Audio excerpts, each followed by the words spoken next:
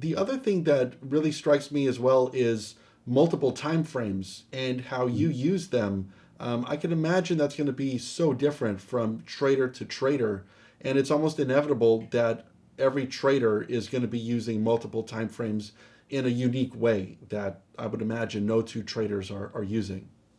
So the way I wrote about it in my first book, technical analysis using multiple time frames, is that we want trend alignment. And what that just means is, if it's up, if it's in a daily uptrend, we don't want to be buying it. Is it if it's in a pullback for the last 3, 4 days? Wait for it to stop, for the sellers to stop, and then look to buy strength. So the way I recommend it is, whatever your time frame is, you want to use a minimum of 3 time frames, whatever the time frame of the trade you intend is. So I use the example of a swing trade that, basically the daily chart is what you need to identify your stock. But then again, I'll footnote that and say, if you can't see resistance or something on that daily chart that might be important, well, then you have to go to the weekly time frame as well. So when I say a minimum of 3, it doesn't mean just the daily. It means, well, how does that fit in with the weekly as well? Can you learn something more by looking at the weekly chart? So then, I'll go down to a 30-minute or 65-minute time frame.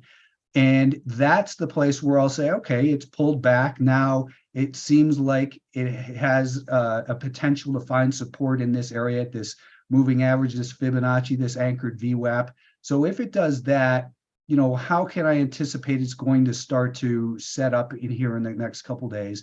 And if it sets up properly, where's my potential for upside?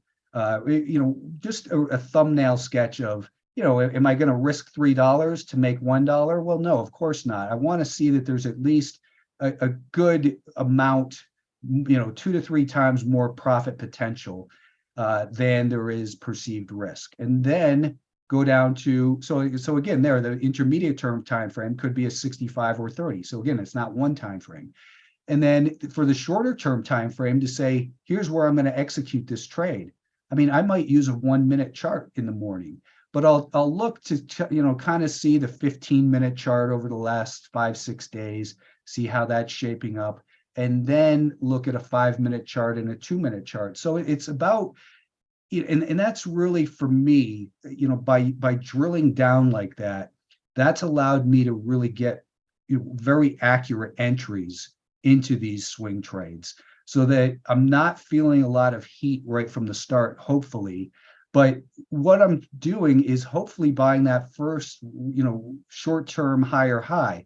So when I get involved there, I usually have a pretty good amount of confidence that it is going to follow through. Again, a footnote though, what if the market's in a downtrend? So maybe I'll cut my risk in half and only trade half my normal size. Everyone wants the blueprint, but it doesn't exist. There's too many footnotes all over the place, and that's what trading is. It's a business of a lot of footnotes.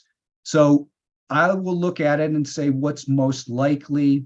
And if I'm getting involved right at the onset of that momentum, it allows me to say, I can take a larger than normal share size here, but I compensate for that by saying, if I am in fact correct, and this is where the momentum begins, I'm going to sell some really quick, up 10, 15, 20 cents, even though my goal might be $2, $3 or something like that. It's simply reducing my risk because I got involved a little bit too heavy.